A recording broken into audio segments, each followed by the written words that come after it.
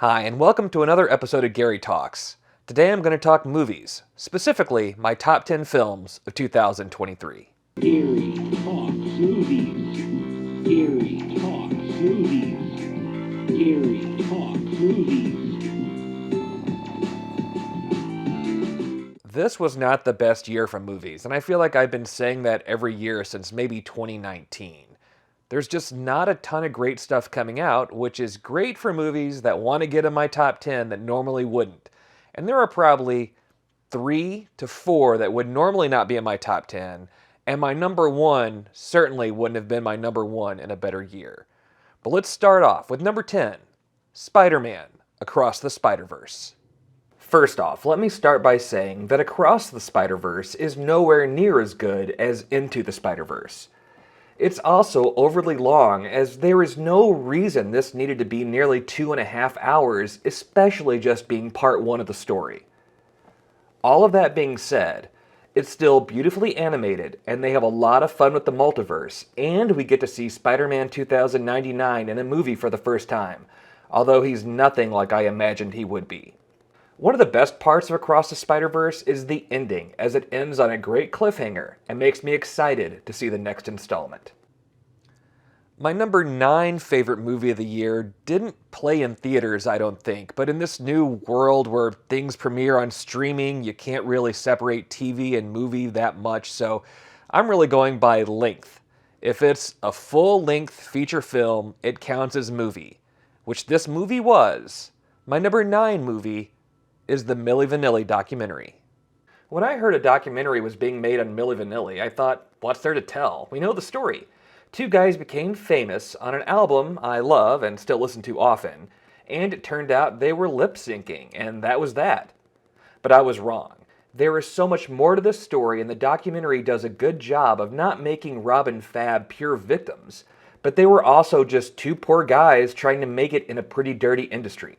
When it's all laid out this clearly, it's shocking how none of the executives or producers who made all of the money were held accountable, and it all fell on 2 patsies.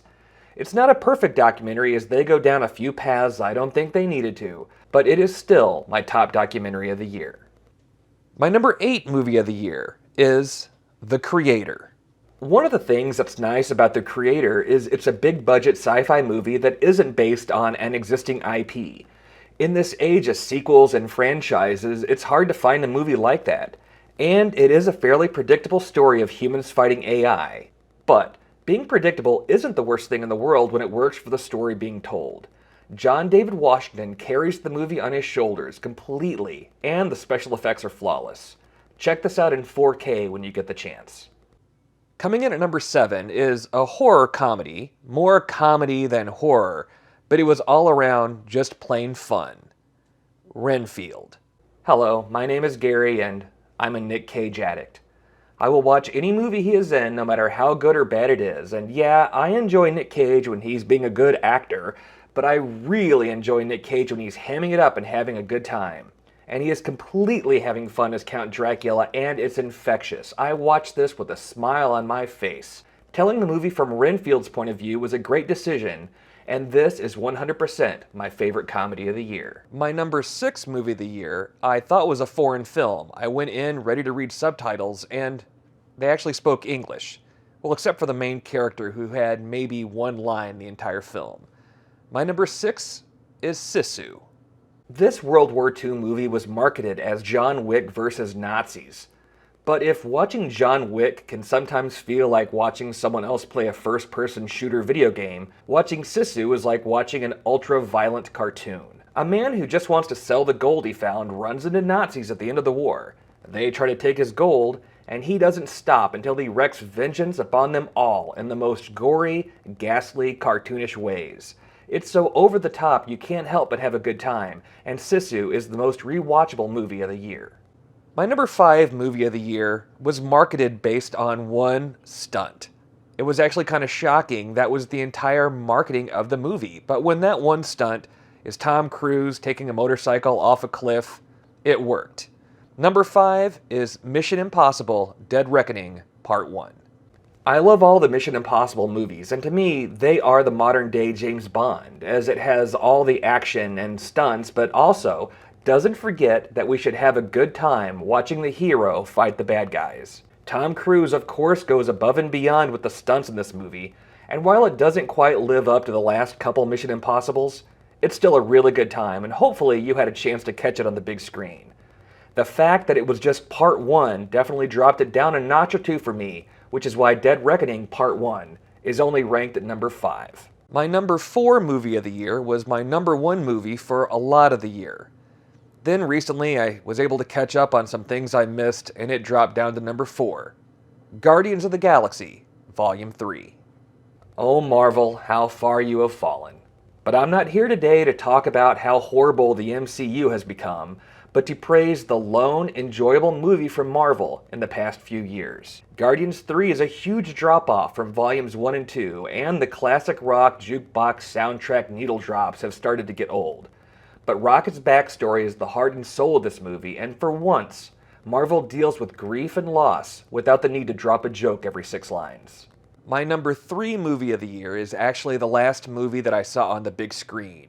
I drove out, had to see it, had to drive an hour to see it, but I wanted to be able to get it on this list in case it was in my top 10. Number 3 is The Iron Claw.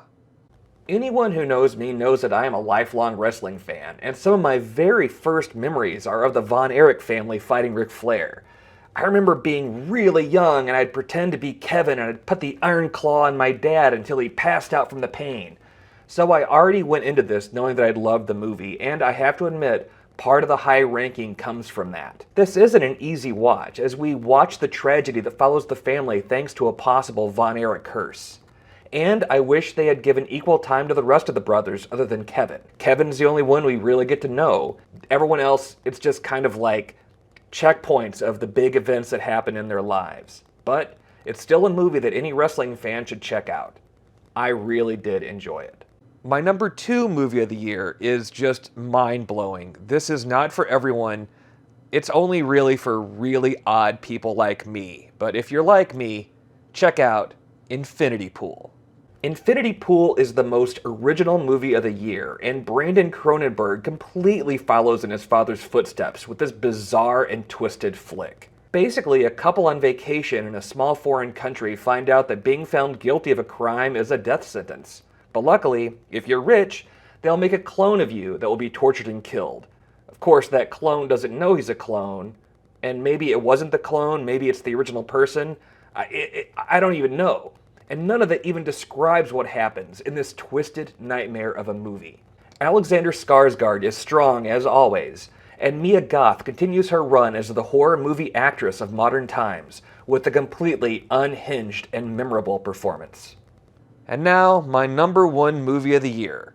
It's number 1 on a lot of people's lists, and a lot of other people just don't really like it. But, well, for me, it's number 1. Oppenheimer. In any other year, Oppenheimer would have been in my top 10, but wouldn't have been number 1. I wouldn't even say it's my favorite movie of the year, but it's certainly overall the best one that I saw. It was a masterwork in the art of film. The cinematography is beautiful, the acting is great, and I never for once felt like the movie was 3 hours long.